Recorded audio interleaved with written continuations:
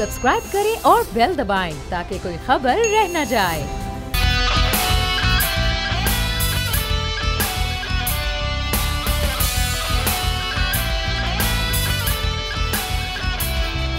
अस्सलामुअलैकुम नाज़रीन, प्रोग्राम में आपको कहेंगे खुशामदीद। मैं हूं महविश तबस्सुम और मेरे साथ मौजूद हैं बोल न्यूज़ के एडिटर इन चीफ नज़ीर लकारी साहब। नाज़रीन, कराची के हल्का NA 249 में ज़िमनी इंतखाब हुआ और पीपल्स पार्टी के उम्मीदवार कादिर खान मंदोखेल इधर से जीत गए। ये सीट जो खाली हुई थी ये PTI के फैसल वावडा के मुस्ताफ़ी होने के बाद खाली हुई थी, लेकिन यकीनन ये हुकूमत के लिए एक बहुत बड़ी शिकस्त है कि हुकूमत की जो सीट थी वो पीपल्स पार्टी ले उड़ी। लेकिन जब से ये इंतखाब हुआ है उसके बाद से धांधली का शोर मचा जा रहा है। पीपल्स पार्टी और नून लीग तो आमने सामने आ गए हैं, लफ्जी गोलाबारी हो रही है उनके बीच में। बिलावल भुट्टो जरदारी साहब ने तो नून लीग को सिलेक्टेड कह दिया है। मरियम नवाज शरीफ साहबा ने भी बहुत कुछ कहा। उन्होंने कहा ये तो डस्का 2 है और उनकी जानिब से ये भी कहा गया कि नून लीग हार को तस्लीम तो तब करेगी ना जब हमें हराया जाएगा, और ये भी कहा कि शेर को शिकार करना इतना आसान नहीं है। और भी बहुत सारी बातें हो रही हैं। बिलावल भुट्टो जरदारी साहब की जानिब से भी, नून लीग की जानिब से भी, शहबाज शरीफ साहब की जानिब से भी मिफ्ता इस्माइल ने दोबारा से इलेक्शन कमीशन से दरख्वास्त की है कि दोबारा से गिनती की जाए, क्योंकि बहुत सारे पोलिंग स्टेशंस के जो रिजल्ट्स हैं उनके ऊपर उनको एतराज़ है। लगारी साहब, सबसे पहले तो इस चीज़ की बात कर लेते हैं कि खान साहब ये कहते हैं कि अभी तक उनकी जो कारकर्दगी है उनकी हुकूमत की वो बड़ी अच्छी रही है, लेकिन हम ये समझें कि NA 249 के जो रिज़ल्ट हैं वो ये बताते हैं कि कारकर्दगी को रिजेक्ट कर दिया है अवाम ने।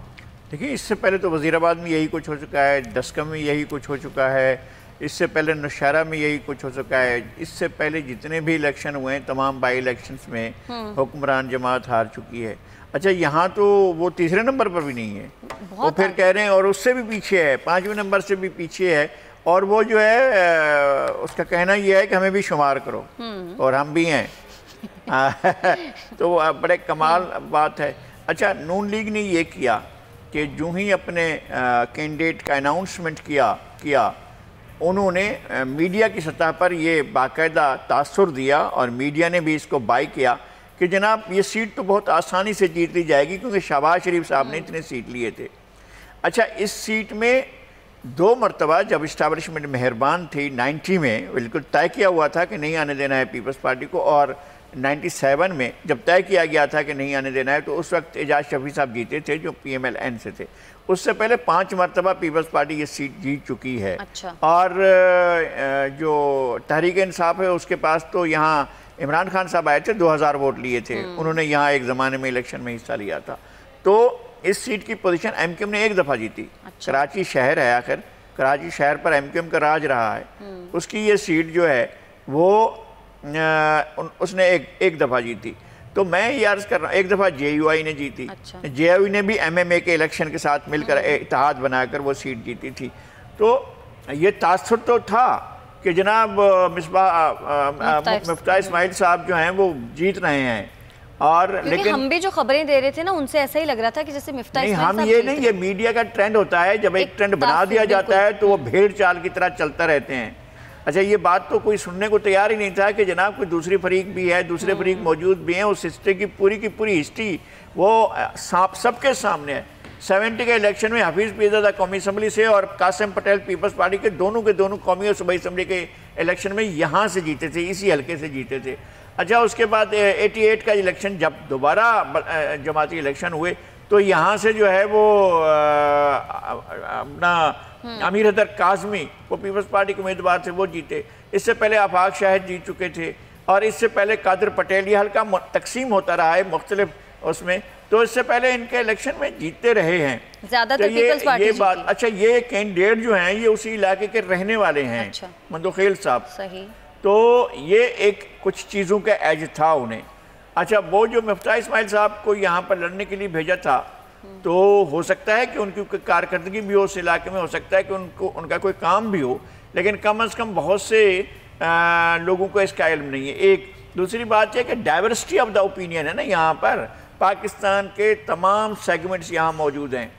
यहाँ पर बहुत बड़ी तादाद में सिंधी हैं, बहुत बड़ी तादाद में बलोच हैं, बहुत बड़ी तादाद में सराइकी हैं, बहुत बड़ी तादाद में पठान हैं, बहुत बड़ी तादाद में पंजाबी हैं, बहुत बड़ी तादाद में उर्दू बोलने वाले हैं। अब बाज़ सेगमेंट तो हमें ये मालूम था कि एक पाकिट था पटनी बिरादरी का, ان کے کوئی 11-12 ہزار ووٹ ہیں، ان میں سے 100 ووٹ جو ہیں وہ استعمال ہوئے، 100 ووٹ لوگوں نے جا کر ووٹ ڈالا۔ بعض جگہوں پر تو لوگوں نے ووٹ کا استعمال ہی نہیں کیا، کرونا کی وجہ سے بھی نہیں، کرونا نہیں تھا، سیاسی اختلافات بھی ہوتے ہیں، لوگ کہتے ہیں کہ نہیں ووٹ دے رہے ہیں، یعنی جس طرح ایم کیو ایم کے ووٹ 2 حصوں میں بانٹ گئے نا، ایم کیو ایم کو اور پی ایس پی کو ووٹ ملے، تو نتائج کوئی حیران کن نہیں ہے۔ اگر اعداد و شمار کی آگے پیچھے ہونے سے کوئی نتیجہ بدلا ہے تو اس کو ظاہر ہے الیکشن کمیشن 2018 کے ساتھ کمپیئر کر رہے ہیں نا لوگ، 2018 کے جب الیکشن ہوئے تھے تب تو ایسا نہیں ہوتا ہے، اس وقت پورے کا پورا دوسرا آپ کا پوائنٹ کیا ہوتا ہے؟ پوائنٹ یہ ہوتا ہے کہ کس وقت کون سی فضا بنی ہوئی ہے، کون سی ہوا چل رہی ہے، تو اس وقت جو ہے پی ٹی آئی کی ایک ہوا بنی ہوئی تھی، اور کیا پی ٹی آئی آج کراچی میں دوبارہ یہ 14 سیٹیں لینے کی پوزیشن میں ہے؟ اگر آج ہو جائیں قومی اسمبلی کی 14 اور صوبائی اسمبلی کی 22 سیٹیں، پی ٹی آئی آج اس پوزیشن میں، وہ خیبر پختونخوا میں اس پوزیشن میں نہیں ہے، تو یہاں کیا ہوگی؟ یہاں پر 2.5 سال فیصل واوڈہ صاحب اس سیٹ پر رہے، کوئی کام نہیں کیا، اس علاقے کی حالت دیکھنے والی ہے، وہاں پہ پانی کا مسئلہ، سیوریج کا مسئلہ اور اتنے مسائل، تو کیا یہ وجہ بنی ریجیکٹ کرنے کی؟ جیتی ہے یا ہاری ہے؟ پیپلز پارٹی فائنل کاؤنٹنگ میں ہارتی ہے یا جیتتی ہے؟ یہ فائنل اس کے لیے ہوگا کہ آگے وہ اس حلقے میں کتنا کام کرتی ہے یا لوگوں کو کتنا ڈیلیور کرتی ہے، اصل بات یہ ہے۔ امید کی جا سکتی ہے پیپلز پارٹی سے؟ امید کی جا سکتی ہے کیونکہ سب سے بڑا مسئلہ وہاں پہ پانی کا ہے۔ میں یہ کہتا ہوں کہ پانی موجود ہے، پانی کے وہاں پر ہائیڈرنٹس بنا دیے گئے ہیں، لوگوں کو گھروں میں پانی پہنچانے کی بجائے ان کو مجبور کیا جاتا ہے کہ وہ ٹینکر سے پانی خریدیں، اور ٹینکر اتنے مہنگے ہیں کہ لوگ نہیں خریدتے۔ گدا گاڑی پر جو ایک ٹینکی رکھی چھوٹی تھی وہ 600 روپے کی جا کر بکتی ہے، تو لوگ کیسے کہاں سے پانی حاصل کریں گے؟ کس طرح ان کو پانی ملے گا؟ یہ تو ان کا کام ہے کہ جناب لوگوں کے گھروں میں پانی پہنچائیں۔ یہ پانی جو راستے میں ڈسٹریبیوٹ ہوتا ہے، ہائیڈرنٹ سے اٹھا لیا جاتا ہے، ٹینکر مافیا کا جو ہے پیٹ بھرا جاتا ہے، تو اس سے وہ نکلے نا۔ لیکن حکومت کے لیے یہ آئی اوپنر نہیں ہے کہ حکومت کو عوام نے ریجیکٹ کر دیا، اب حکومت کو سیریس ہو کر کچھ سوچنے کی ضرورت ہے کہ ان کو کچھ تو کرنا ہے نا عوام، ورنہ نہیں، وہ تو حیران اس بات پر ہوں گے کہ وہ جیت کیسے گئے تھے، تو پہلے ہارنے کا اس میں حیرانی کی بات نہیں ہے۔ ان کے وہ تھی جو 2018 کے الیکشن میں وہ جیت کیسے گئے تھے، اصل سوال تو پورے لوگوں کا یہی تھا۔ اچھا، لیکن اب جو نون لیگ اور پیپلز پارٹی آمنے سامنے آ گئے ہیں، یہ اچھی بات ہوئی ہے، یہ بات ہوئی ہے، پہلی دفعہ ایسا ہوا ہے کہ پی ٹی آئی اور پی ایم ایل این جو ہیں وہ ایک پیج پر آ گئی ہیں۔ یہ دو جماعتیں پاکستان ایم کیو ایم اور پی ایس پی بھی مل گئی ہیں ساتھ، ہاں وہ بھی ایم کیو ایم اور پی ایس پی ایک ساتھ ہو گئے، پی ٹی آئی اور پی ایم ایل این ہو گئے، ادھر پیپلز پارٹی اکیلی تھی، وہ پہلے بھی اکیلی تھی، ان کو تو پی ڈی ایم سے بھی انہوں نے نکال دیا تھا، نوٹس ووٹس بھیجے تھے، جو کچھ بھی ہوا، لیکن پیپلز پارٹی کو کبھی بھی پی ایم ایل نہیں مانے گی، اور پیپلز پارٹی کبھی پی ایم ایل ان کو، اب میرا خیال ہے کہ اتحاد ہوا تھا تب تو بڑی باتیں کی، مریم نواز شریف صاحبہ نے کہا تھا بلاول میرے بھائی ہیں اور اب ہم آپس میں جو ہے وہ اختلافات نہیں کریں گے، یہ نہیں کریں گے، وہ کہاں گیا وہ جو اتحاد تھا ایک؟ تو ہم جا کر کس سے پوچھیں گے؟ ہم کس سے یہ سوال کریں گے کہ آپ تو بھائی بہن بن گئے تھے، اب کیوں بیٹھ کر اس طرح سے چیزوں کو خراب کر رہے ہیں؟ وہ تو روزانہ، یہ الیکشن تو آج ہوا ہے نا، الیکشن سے پہلے ان کے جو جملے ہو چکے ہیں ایک دوسرے کے ساتھ، ان جملوں کو بھی تو لوگ دیکھیں۔ بہت کچھ ہو چکا نا۔ اچھا، ڈسکا 2 الیکشن بھی کہا جا رہا ہے مریم نواز شریف صاحبہ کی جانب سے، اور نون لیگ بڑے اعتراضات اٹھا رہی ہے، تو یہ جب بھی کہیں پر انتخابات ہوتے ہیں جو پارٹی ہار جاتی ہے اس کی جانب سے دھاندلی کا شور مچایا جاتا ہے، یہ ہمارے ملک میں یہ روایت کب ختم ہوگی؟ ایک اچھی بات یہ ہوئی ہے کہ پیپلز پارٹی کی طرف سے یہ آفر کی گئی ہے کہ بھئی ٹھیک ہے ری الیکشن کرواؤ، ہم تیار ہیں، یہ بات سامنے آ گئی ہے۔ اب دیکھیں کہ ری کاؤنٹنگ ہوتی ہے، کیا ری کاؤنٹنگ کے بعد پھر یہ پی ایم ایل این کہتی ہے نہیں ری کاؤنٹنگ میں ری کاؤنٹنگ ہوگی، اب ری الیکشن کرواؤ۔ 4 مئی کو سماعت ہونی ہے، انہوں نے درخواست منظور کر لی، درخواست بھی منظور ہوگی ہے، اس کی سماعت بھی ہونی ہے، اس کی کاؤنٹنگ بھی ہوگی، دوبارہ کاؤنٹنگ بھی ہوگی، اور نتائج سامنے آئیں گے۔ پھر ایسا نہ ہو کہ اس کے بعد یہ کہا جائے کہ جناب ہم نے ویسے استعفے دینے ہیں لیکن الیکشن دوبارہ کرواؤ۔ ویسے استعفوں کی تو بات، اب تو وہ بات دب گئی نا، بالکل ہی دب گئی۔ تو کھڑی کیوں کی تھی؟ اس وقت کیوں لے آئے تھے مارکیٹ میں؟ یہ بات کیسے آئی تھی؟ یہ کیسے لے کر آئے تھے کہ ہم نے جو ہے وہ استعفے دینے ہیں؟ استعفے دینے کی بات، بھئی استعفے آپ نے مشروط کیے تھے کہ پیپلز پارٹی استعفے دے گی تو ہم دیں گے، آپ استعفے دینے میں بڑے اپنے دل کی گہرائیوں سے استعفے دینے کے لیے تیار تھے، تو مولانا اور آپ مل کر استعفے دیتے، باقی آپ کے پیچھے آتے جن کو آنا ہوتا وہ آتے، لیکن اتنا بڑا گیپ تو آ جاتا، وہ تو آپ نے نہیں کیا نا۔ پی ڈی ایم کا اجلاس عید کے بعد اب ہوگا، اب تو نہیں ہو رہا، لیکن مولانا نے تو دروازے کھلے رکھے ہیں پیپلز پارٹی کے لیے، یہ نہیں، مولانا دروازے بند کر دیں گے، اور اب یہ اتحاد آپ کو ہوتا ہوا نظر نہیں آ رہا؟ بہت بڑا معجزہ ہوگا، سیاسی معجزہ ہوگا اگر یہ دوبارہ اتحاد ہوتا ہے۔ مولانا چونکہ پی ایم ایل این کے ساتھ ہیں پچھلے 7-8 سال سے، ایک دفعہ اسلام آباد میں نے کہا کہ جائیں آپ میاں نواز شریف صاحب سے کہیں کہ صدارتی امیدوار ہمارا لے لیں، ہم اعزاز احسن کو لا رہے ہیں تو آپ ان کی حمایت کریں۔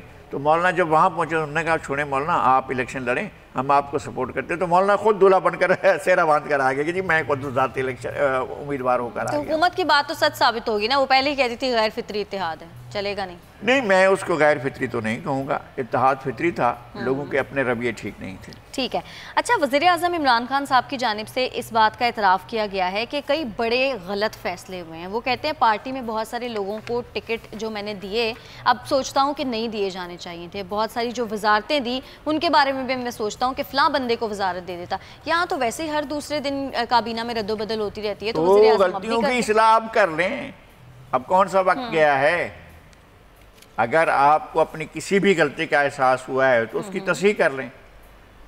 اب اگر ان کو ممبرشپ جو ہے قومی اسمبلی کی اس سے نہیں ہٹا سکتے، آپ نے ٹکٹ دیا تھا، وہ ممبر ہیں، ان کی وجہ سے اب وزیر اعظم ہیں، تو کم کم وزارتوں کے بارے میں تو سوچ لیں نا۔ ساری دنیا کہہ رہی ہے، آپ نے پردیسیوں کو لا کر بٹھا دیا، سارے پردیسی جو ہے وہ حکمران بنے ہوئے ہیں، اور آپ کا جو ہے سب سے بڑا ووٹ بینک ہی وہی ہے جو آپ نے رکھا ہوا ہے کہ جی ہم اوورسیز پاکستانیز کو ہم جو ہے یہ کریں گے۔ اوورسیز پاکستانیوں نے ملکہ برطانیہ سے اپنی وفاداری کا حلف اٹھایا ہوئے، انہوں نے امریکہ کے آئین سے وفاداری کا حلف اٹھایا، انہوں نے جرمنی، فرانس، اٹلی کے آئین کے ساتھ اور ان کی مملکت کے ساتھ وفاداری کا حلف اٹھایا۔ سلام ہو انہیں کیا ہے، وہ پاکستان کے لیے بھی کرتے ہیں، مگر ایک اور مملکت میں وہ ووٹ دینے کا حق رکھتے ہیں۔ میرے بچے اس میں یو کے میں ووٹ دیتے ہیں، لیکن اس کا مطلب یہ نہیں ہے کہ وہ جو ہے پاکستان کی سیاست میں آ کر مرکزی رول ادا کریں۔ تو اس طرح کی بات نہیں ہو سکتی ہے۔ آپ اچھا پھر یہ کہ ٹھیک ہے، اچھے بہترین لوگ جو ہیں آپ لائیں اور بٹھائیں۔ آپ نے جو اب تک لوگ لا کر بٹھائیں وہ تو سارے کے سارے ملک کے لیے ایک مسئلہ بنے ہوئے ہیں نا، اور اپنی پارٹی کے لیے مسئلہ بنے ہوتا رہتا ہے نا، کابینہ میں رد و بدل تو ہوتا رہتا ہے، کبھی کسی وزیر کو وہ بنا دیا جاتا ہے، پھر سے وزارت لے کے دوسرے یہ تو کوئی حل نہیں ہے نا۔ اگر ایک وزیر پر ملبہ آ گیا ہے کہ ان نے یہ غلطیاں کی، یہ کرپشن ہوئی، یہ کرپشن ہوئی ہے، اچھا ٹھیک ہے، اس کو اٹھا کر ایک اور اچھی وزارت دے دیتے ہیں، یہ اس کا حل ہے۔ اگر یہ حل ہے تو سبحان اللہ۔ اچھا، عجب قرضوں کی غضب کہانی ایک سامنے آئی ہے۔ حکومت نے $4 ارب واپس کر کے $7 ارب مزید لے لیے ہیں۔ یہ جولائی سے مارچ 2021 تک کی رپورٹ ہے۔ حکومت نے $7 ارب 41 کروڑ 30 لاکھ ڈالر کا بیرونی قرضہ حاصل کیا اور $4 ارب 86 کروڑ 50 لاکھ ڈالر چکائے۔ تو یہ اس طرح تو قرض کبھی بھی نہیں ختم ہوگا ملک کا۔ اب آپ حساب لگا لیں اس کا، اور یہ کہتے ہیں کہ ہم نے جناب اتنے ہزار ارب کا قرض واپس کیا ہے۔ او بھائی ہم یہی تو پوچھ رہے تھے، اب تو کھل کر آ گیا نا کہ بھائی آپ نے لیا کتنا ہے قرض؟ آپ نے باہر سے $7 کا $7.5 کا قرض لیا ہے، اس میں سے آپ $3 $4 واپس کر کے کہتے ہیں دیکھو ہم نے پاکستان کی تاریخ کا ہی ریکارڈ بنایا، ہم نے پیسے واپس کیے ہیں۔ تو کیا مطلب؟ اچھا باقی پیسوں کا بتائیں، اس میں آپ نے کون سے کیا؟ کون سے جو ہیں سورج چاند ستارے آپ نے ملک کے اندر ٹانک دیے ہیں؟ آپ نے کون سا دودھ اور شہد کی نہریں بہا دی ہیں؟ آپ نے کون سا لوگوں کو 1 کروڑ لوگوں کو نوکریاں دینے کا وعدہ کیا تھا، اس میں سے آپ نے جو ہے پہلے 25 لاکھ یا 30 لاکھ لوگوں کو نوکریاں دے دی ہیں۔ آپ نے 50 لاکھ گھر بنانے کا کہا تھا، آپ نے جو ہے 2 لاکھ لوگوں کو گھر دے دیے ہیں۔ ہم مانتے یار نہیں کر پا رہے ہیں لیکن اچھا کر رہے ہیں، پھر بھی کچھ کر رہے ہیں، کر ہی نہیں رہے نا، تو اس کا کیا کریں ہم؟ وہ تو کچھ بھی نہیں کر رہے ہیں نا۔ اب پھر پوچھیں کہ بھائی جناب اتنے ارب ڈالر کہاں گئے ہیں آپ نے جو اتنے لے لیے ہیں؟ تو اس کا کوئی جواب نہیں ہوگا، اس کا تو کوئی بھائی کچھ تو ہونا چاہیے نا۔ وزیر اعظم صاحب ابھی بھی حکومتی پالیسیوں سے مطمئن نظر آتے ہیں، وہ کہتے ہیں ہماری جو کارکردگی ہے وہ بڑی بہترین ہے۔ ان کے اطمینان پر سلام، ہم کیا عرض کر سکتے ہیں۔ انہوں نے ٹویٹ کیا، انہوں نے کہا ملکی معیشت بہتری کی جانب گامزن ہے۔ جی یہی بہتری ہے، یہی بہتری ہے، اسی کو بہتری کہتے ہیں۔ یہی بہتری ہے کہ لوگ نانے شبینہ کو ترس گئے، بچے رات کا دودھ نہیں لے پاتے، غربت کی لکیر سے نیچے روزانہ لوگ نیچے گرتے چلے جا رہے ہیں، لوگ 3 وقت کا کھانے والے 1 وقت تک کھانا نہیں کھا پا رہے ہیں۔ آپ جائیں سبزی منڈی میں، سبزی کی دکان پر جائیں، آپ سبزی نہیں خرید سکتے۔ آپ کو گاجر مولی دستیاب نہیں تھے جب سردیاں تھیں، اب آپ آئیں تو آپ کو بھنڈی نہیں ملتی ہے، آپ کو جو لوکی نہیں ملے گی، ہر چیز کی قیمتیں جو ہیں۔ آلو کبھی بھی پاکستان میں 10 12 روپے 15 روپے سے نہیں بڑھا تھا، وہ 50 55 60 پر چلا جاتا ہے۔ آپ کھڑے ہوتے ہیں نہیں خرید سکتا ہے غریب آدمی، اس کے پاس ہے کیا؟ اس کے پاس دیہاڑی بھی وہ نہیں رہی ہے۔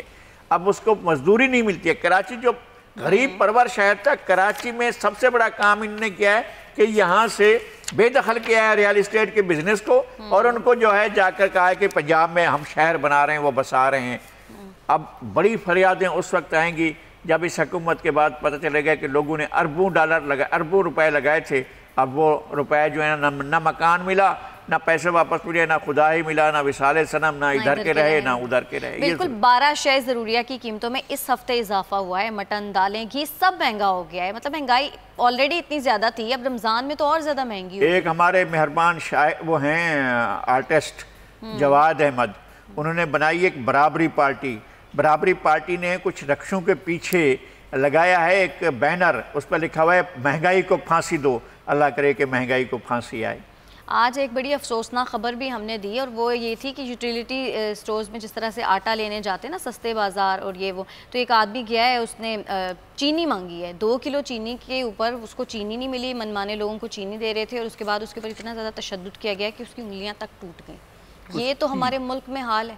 اس پر اتنا ظلم کیا گیا اس نوجوان کے اوپر کہ اس کی انگلیاں تک ٹوٹ گئیں صرف 2 کلو چینی, سستی چینی مانگنے پر. جناب یہ ہے جناب عمران خان کی ریاست. میں مدینہ بالکل نہیں کہوں گا, نہ میری اتنی ہمت ہے, نہ میں اللہ تعالیٰ سے اور اللہ تعالیٰ کے پیارے نبی سے بہت ڈرتا ہوں, اور مجھے بہت احترام ہے حضور اکرم کا. ان کی ریاست تو یہ نہیں تھی, نہ ان کی ریاست یہ ہو سکتی ہے, نہ اس کا کہیں سے پاسنگ بھی نہیں ہے, کہیں سے اشارے میں بھی, کہیں سے آپ کہیں نا کہ یہ پہلو تو ایسا ہے کہ یہ لگتا ہے کہ ایسا ہے. کچھ بھی نہیں ہے. ٹاپ سے باٹم تک, اوپر سے نیچے تک کوئی بھی ایسا نہیں ہے جس میں ایک پرچھائی بھی آئی ہو, ایک سایہ بھی آیا ہو, ایک ہلکا سا اشارہ بھی آیا ہو. بس ٹھیک ہے, آپ کی مرضی, آپ لیتے رہیں ریاست مدینہ کہتے رہیں. حضور پاک صلی اللہ علیہ وسلم سے بڑھ کر تو ہمیں کوئی عزیز نہیں ہے. لیکن لغاری صاحب, یورپی پارلیمنٹ نے توہین رسالت کے حوالے سے جو قرارداد ہے پاکستان کے خلاف, اس کو منظور کر لیا بھاری اکثریت سے. کیا پاکستان اپنا موقف واضح طور پر وہاں پارلیمنٹ نے منظور کر لیا, یہاں آپ نے منظور نہیں کیا تھا, ابھی آپ نے پیش کیا تھا اور ریٹیلیٹ کیا اس نے پہلے. اب آپ سوچیں, ذہن میں لائیں, کس نے لائن دی تھی یہ؟ کس نے یہ سوچا تھا کہ اس طرح کی چیزیں کرنی چاہیے؟ کس کے دماغ شریف میں یہ بات آئی تھی؟ اور کیا ہم لوگ ہیں؟ جب خدا ایک بات کی, اللہ تعالیٰ ایک بات کی ذمہ داری لیتا ہے تو پھر وہی اپنی ہر ذمہ داری کو پورا کرتا ہے. حرمت سرور کونین وہ اللہ تعالیٰ کے اس میں اختیار میں ہے, اور انہوں نے جو ہے وہ اس کی ذمہ داری لی. ہمارے حضور پاکستان کے خلاف قرارداد منظور انہوں نے کی نا. آپ تو پیش کرنے جا رہے تھے نا کہ فرانس کے بحث کرتے ہیں, ہم فرانس کے سفیر کو نکالیں نہ نکالیں, کیا کریں کیا نہ کریں, اس پر کر رہے تھے نا جی. تو اگر آپ ان کو چھیڑیں گے تو آپ کے ساتھ وہ نہیں چھیڑیں گے. اگر آپ معقولیت کی راہ ترک کر لیں گے تو وہ ان کو کسی نے کہا ہے کہ معقولیت کی راہ وہ راہ ترک کریں یا نہ ترک نہ کریں. بھئی آپ ایسے کیسی چیزیں کر سکتے ہیں؟ آپ دنیا کے اندر رہتے ہیں, سرور کونین سرکار انبیاء حضرت محمد مصطفیٰ صلی اللہ علیہ وسلم تو اس خاتون کے گھر مزاج پرسی کے لیے جایا کرتے تھے, جو خاتون ان کے اوپر جو ہے سارے دن کا وہ کچرا جمع کر کے پھینکا کرتی تھی. ایسا ہی. لیکن انہوں نے اقلیتوں کے خلاف امتیازی سلوک کا بہانہ بنایا ہے اور پاکستان کے خلاف قرارداد کو منظور کر لیا. پاکستان کا فیلئر نہیں ہے. پاکستان کس طرح میں یہ کہہ رہا ہوں کہ پاکستان کی حکمران اشرافیہ نے اپنے لیے مسائل کے انبار لگا دیے ہیں. آج سے نہیں, تب سے جب جنرل ضیاء الحق تھا. جنرل ضیاء الحق نے اس ملک کی بنیادوں کو کھوکھلا کر دیا تھا, اور وہ سارے کے سارے حکمران اس کے پیچھے جو ہیں وہی لائن لے کر چل رہے ہیں, وہ آگے نہیں بڑھ پا رہے ہیں, اور ہمیشہ ایک ایسے مائنڈ سیٹ میں رہتے ہیں کہ جیسے انہوں نے ساری دنیا سے لڑائی کرنی ہے, ساری دنیا سے جھگڑا کرنا ہے. لیکن توہین رسالت کے معاملے پہ ہم کسی قسم کا کوئی کمپرومائز نہیں کر سکتے. تو ہم کون کہہ رہا ہے کہ کمپرومائز کریں؟ آپ کو کس نے کہا ہے کہ حضور اکرم کی محبت میں آپ ذرا سا بھی, وہ مسلمان کیسے ہوگا جو اپنے دل میں محبت, آپ کیسے دوسروں کو کہیں گے؟ حضور اکرم نے تو کبھی نہیں کہا تھا کہ فلاں فلاں فلاں فلاں سے جو ہے جا کر میرا احترام کروائیں. وہاں یہودی رہتے تھے, کتنے یہودیوں کو روزانہ قتل عام ہوتا تھا. وہاں عیسائی رہتے تھے, کتنے عیسائی. وہاں کافر رہتے تھے, بت پرست رہتے تھے. اور یہ نہیں کہا تھا کہ جب مکہ میں داخل ہوئے تو یہ نہیں کہا تھا کہ صرف مسلمانوں کو پناہ ہے. انہوں نے کہا جو بھی اپنے گھروں کے دروازے بند کر لے, جو بھی ابو سفیان کے گھر چلا جائے, جو بھی بیت اللہ شریف میں چلا جائے, اس کو امان ہے. ٹھیک ہے, بالکل. بریک لینی ہے ہمیں ناظرین, اور بریک سے جب ہم واپس آئیں گے تو کورونا وائرس کے حوالے سے بات کریں گے. ملک میں کورونا کے جو کیسز ہیں وہ بڑی تیزی سے بڑھ رہے ہیں, اموات کی تعداد میں بھی اضافہ ہو رہا ہے. ویکسینیشن کا عمل تو چل رہا ہے لیکن بڑا سلو چل رہا ہے, اور لوگ بھی بہت زیادہ اس کو ایزی لے رہے ہیں. بہت سارے لوگ تو ویکسینیشن لگوانے جا ہی نہیں رہے. اس پر بات کریں گے ڈیٹیل میں, ساتھ رہیے گا.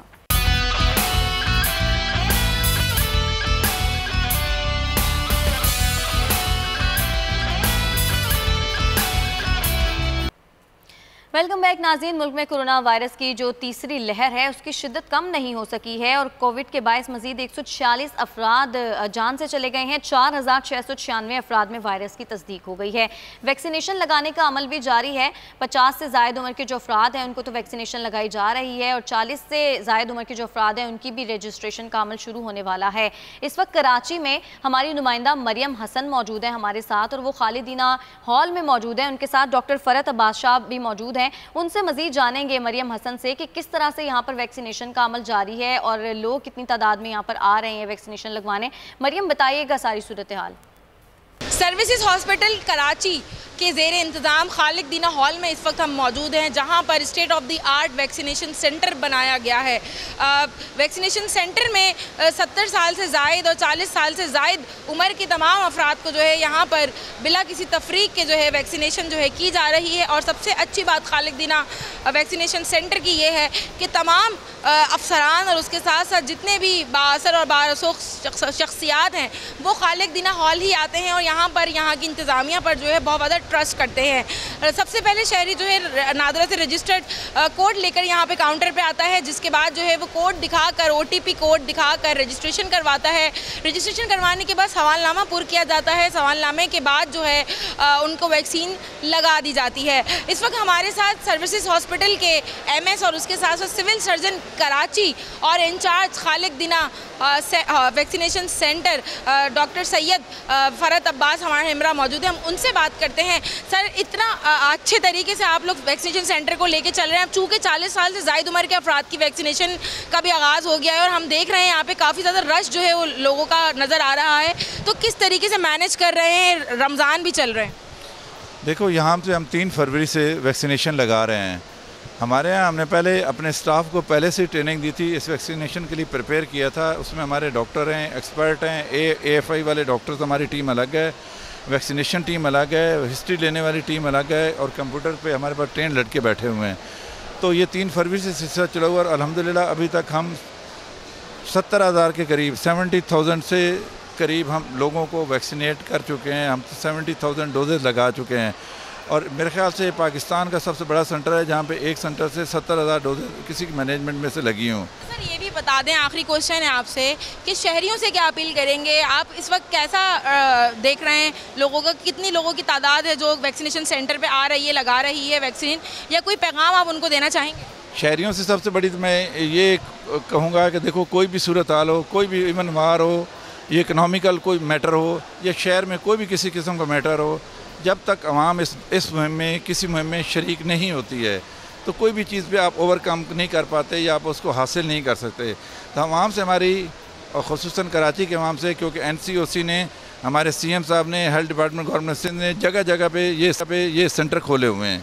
تو اپنے لوگوں کو محلے کو, کمیونٹی کو ڈور ٹو ڈور جائیں, اور ان کو لوگوں کو موٹیویٹ کریں کہ دیکھو, کورونا وائرس کووڈ-19 سے بچنے کا واحد طریقہ ویکسین ہی ہے, اور اب ویکسین آ چکی ہے. آپ اپنے آپ کو جلد از جلد ڈفرینٹ سینٹر پہ بھیج کے اپنے آپ کو محفوظ کر لیں. یقیناً کورونا سے بچنے کا واحد ذریعہ ویکسین ہی ہے, اور ویکسین لگوانے کے بعد بھی جو ہے آپ نے SOP پر عمل درآمد کرنا نہیں چھوڑنا ہے, ماسک بھی پہننا ہے, سماجی فاصلہ بھی برقرار رکھنا ہے. چونکہ ملک میں ایک بار پھر سے بالکل مریم, آپ بالکل صحیح کہہ رہی ہیں. ویکسینیشن لگوانے کے بعد بھی ہمیں SOPs کو فالو کرنا ہے, ماسک لگا کے رکھنا ہے, فاصلہ رکھنا ہے ایک دوسرے سے, اور اس کے علاوہ بھی حکومت کی جانب سے جتنے بھی SOPs بتائے گئے ہیں ان پر عمل کرنا انتہائی ضروری ہے. لغاری صاحب, لیکن کہا یہ جا رہا ہے کہ جنوبی افریقہ اور برازیل سے آنے والا بھی کرونا وائرس جو ہے اس کی بھی اقسام پاکستان میں آ گئی ہیں، اور یہ کہا جا رہا ہے کہ اس کے اوپر تو ویکسینیشن کا بھی کوئی اثر نہیں ہوگا. یہ ہو کیا رہا ہے کہ ابھی کتنی اقسام اور آنی ہے؟ دیکھیں اگرچہ ہمارے یہاں بہت کم ہوتی ہے ٹریفک برازیل کے لیے، وہاں پاکستانی بھی اتنی بڑی تعداد میں نہیں ہے، وہ براعظم ہے بھی بہت دور، لیکن ساؤتھ افریقہ سے لوگوں کا آنا جانا رہتا ہے. یہ ہو سکتا ہے کہ برازیل سے جو ٹریفک آتا ہے ساؤتھ افریقہ میں یا دوسرے ملکوں میں، پھر وہاں سے وہ ٹریفک پاکستان میں آتا ہے تو یہ مسائل پیدا ہوتے ہیں. اصل بات یہ ہے کہ اگر ہم کہتے ہیں کہ جی لاک ڈاؤن کرو تو پھر ظاہر ہے اس سے لوگوں میں ناراضگی پھیلتی ہے، جی ہمارا روزگار جائے گا. یقیناً روزگار جائے گا. دو چیزوں کا آپشن ہے آپ کے پاس، زندگی کا اور روزگار کا، آج کی دہاڑی کا. اس آدمی کے لیے بہت بڑا مسئلہ ہے جس نے آج کمانا ہے اور آج ہی کھانا ہے اور اپنے بچوں کو کھلانا ہے. لیکن اس شخص کا کون سا مسئلہ ہے جس کے پاس کم از کم 2 کروڑ کا مال جو ہے وہ دکان میں پڑا ہوا ہے، جس کے پاس لاکھوں کروڑوں کا ویسے ہی بینک بیلنس ہے، جس کے پاس بہت اچھا صنعت کاروں کے لیے انہوں نے خربوں کے حساب سے امداد دی تھی. ان کو کس بات کی ضرورت تھی؟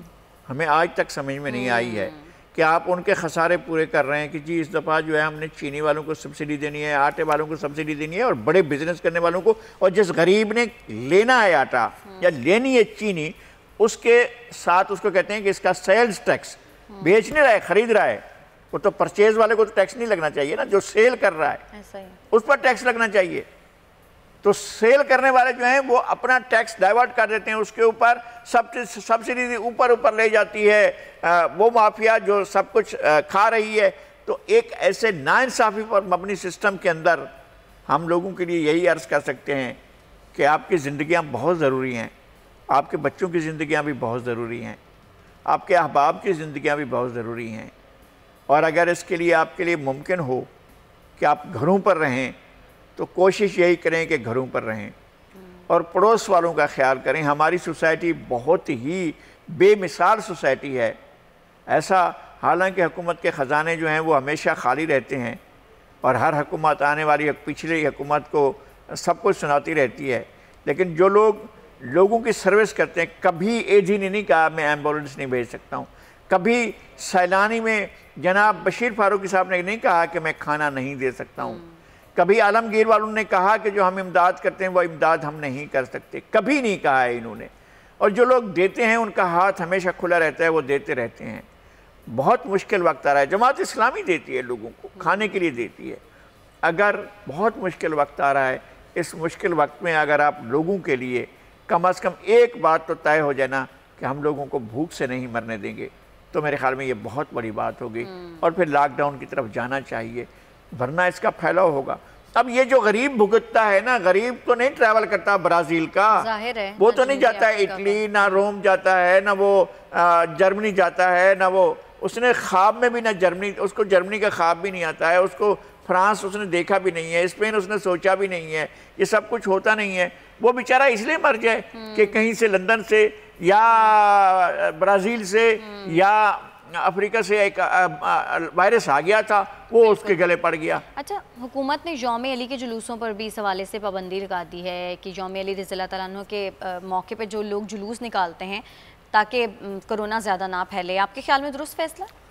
نہیں، میرا خیال یہ ہے کہ جب آپ حج نہیں کر پائے ہیں اور حج نہیں ہو پا رہا ہے، بہت کم لوگوں نے فریضہ حج ادا کیا، بہت کم لوگ جو ہیں عمرہ کر رہے ہیں، بہت کم لوگ کربلا میں ہیں، بہت کم لوگ جو ہے وہ نجف میں ہیں. اگر نجف، کربلا، کاظمہ شہد، اگر ان جگہوں پر لوگ نہیں ہیں، لوگ نہیں جا پا رہے ہیں، تو ہمارے تمام مسلمان بھائیوں کو اس کا خیال رکھنا چاہیے کہ جس طرح سے مجالس کے لیے حکومت اجازت دے رہی ہے کم تعداد میں جائیں، اور فاصلہ تو رکھنا ہے آپ نے، اور اس ایس او پی کو فالو کرنا ہے. یہ تو علاج کرانا اور احتیاط کرنا یہ تو سنت ہے، سنت نبوی بھی ہے، اور حضرت علی کی اور دیگر صحابہ کے بھی سنت ہے کہ آپ نے جو بیماری کے دوران جتنے لوازمات ہیں ان کو پورا کرنے ہیں، اور یہ بیماری پھیلی ہوئی ہے. ایسا ہی ہے. اچھا، بھارت میں کرونا کی جو ہلاکت خیزیاں ہیں وہ بہت زیادہ بڑھ گئی ہیں، ریکارڈ 3500 ہلاکتیں ہوئی ہیں، 4 لاکھ سے زیادہ کیسز رپورٹ ہوئے ہیں ایک دن میں. अब देखिए 3,500 के करीब हलाकतें होती हैं।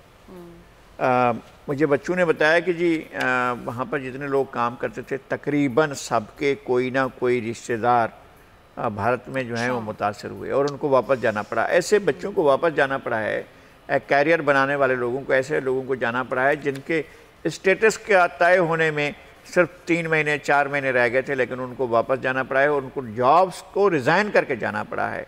तो इंडिया में बहुत ख़राब सूरत हाल है। इंडिया ने मोदी हुकूमत एक लापरवाह हुकूमत है और बहुत बड़ी बदकिस्मती इंडिया की हुई है कि मनमोहन सिंह के बाद जो है मोदी का दौर आया और मोदी न तो इंसानों के लिए, ना मुसलमानों के लिए, ना किसी मज़हब के मानने वालों के लिए, ना खुद हिंदुओं के लिए, किसी के लिए भी कोई एक अच्छा हुक्मरान नहीं है, बहुत बदतर हुक्मरान है। और उसकी वजह से जो है ये सारे का सारा इंडिया इस अजाब में मुब्तला है। अब ये तो ज़ाहिर है इंडिया के हुक्मरानों को, इंडिया की जो रूलिंग इस्टेब्लिशमेंट है उसको, तमाम एलिमेंट्स को सोचना होगा कि इस बहरान से कैसे निकलना है। अच्छा, आज 1 मई है और आज पाकिस्तान में मज़दूरों का आलमी दिन मनाया जा रहा है। हर साल मनाया जाता है, लेकिन हर साल मनाने का मकसद तो मज़दूर को उसके हुकूक देना है। लेकिन क्या हमारे मुल्क में मज़दूरों को वाकई वो हक मिल रहा है जिसके वो हकदार हैं? नहीं मिल रहा है। हमारे यहाँ मज़दूरों का कोई ख्याल नहीं रखा जाता है। 1865 में 250 साल पहले जो कामयाबियाँ हासिल की थी मज़दूरों ने शिकागो में, वो कामयाबियाँ भी यहाँ पाकिस्तान में छीन ली गईं। उनसे कहा गया कि हम 8 घंटे, वो उनका डिमांड थी कि हम 8 घंटे की मज़दूरी करेंगे 24 घंटे में से, और 8 घंटों से ज़्यादा काम नहीं करेंगे। अब भी यहाँ 12-12 घंटे की शिफ्टें हैं, उनसे 14-14 घंटे, 16-16 घंटे काम लिया जाता है मज़दूरों को टाइम नहीं मिलता है। मज़दूरों के साथ उनके वेजेस ठीक नहीं हैं, उनके वेजेस इतने नहीं हैं।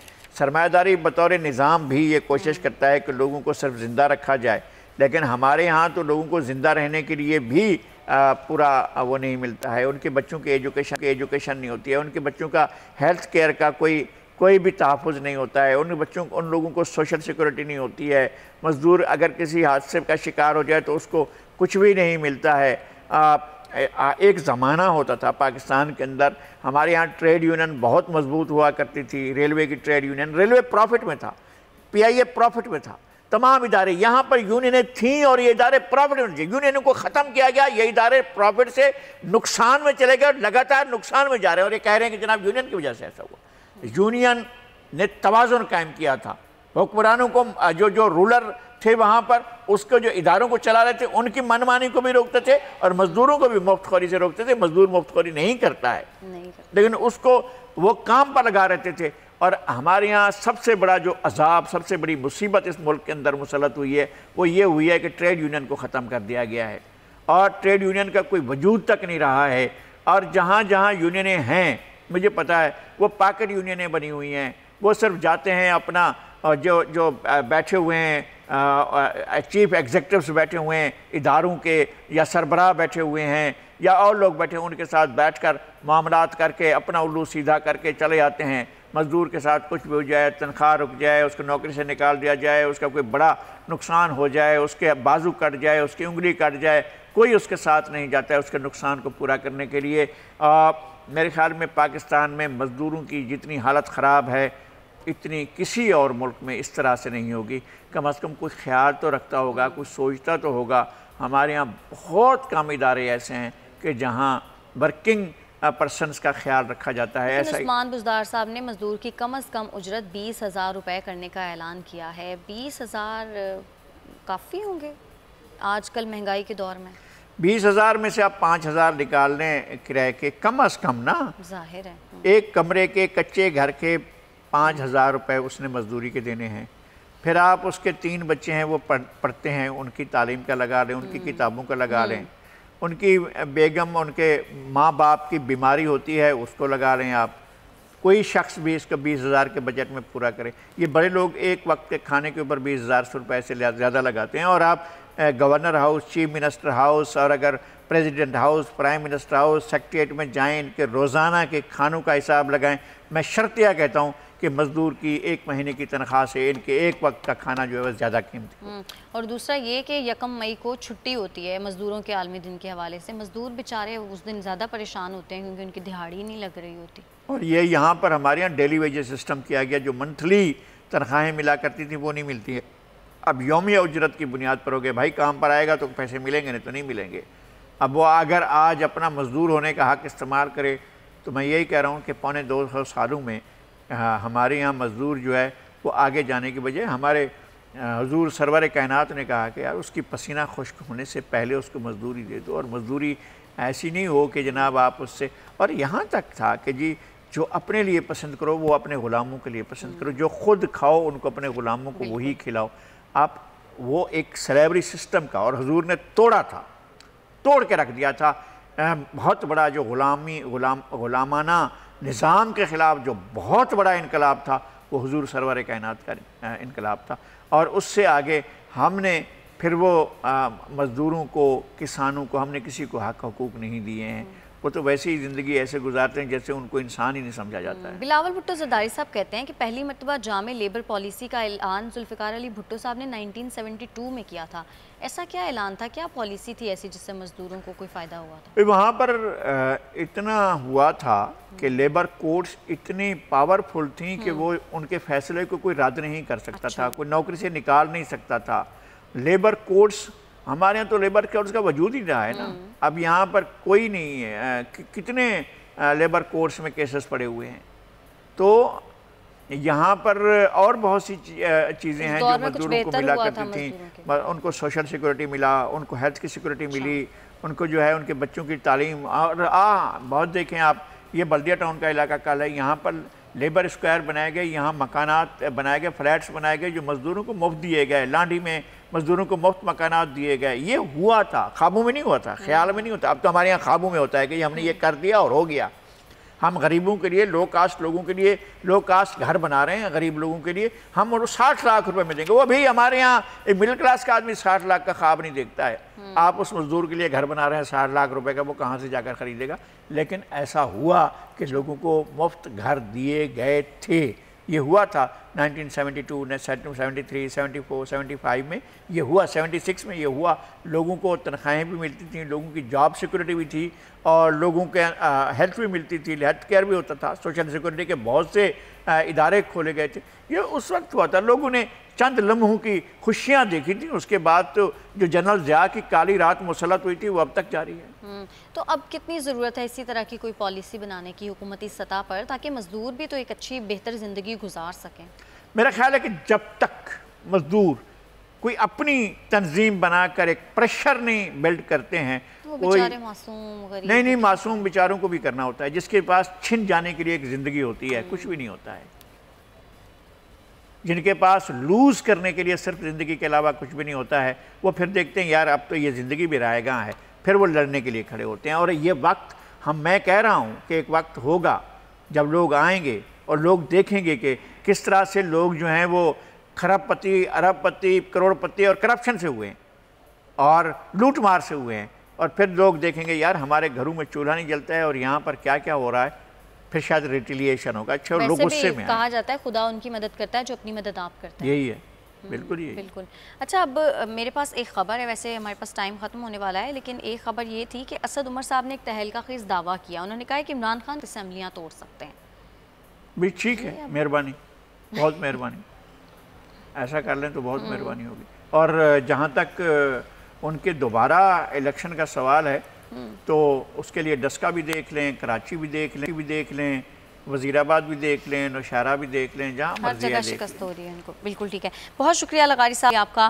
اور ناظرین آج کے پروگرام سے اتنا ہی، اب کل پھر سے آپ کی خدمت میں حاضر ہوں گے، تب تک کے لیے ہمیں اجازت دیجیے گا، اللہ نگہبان۔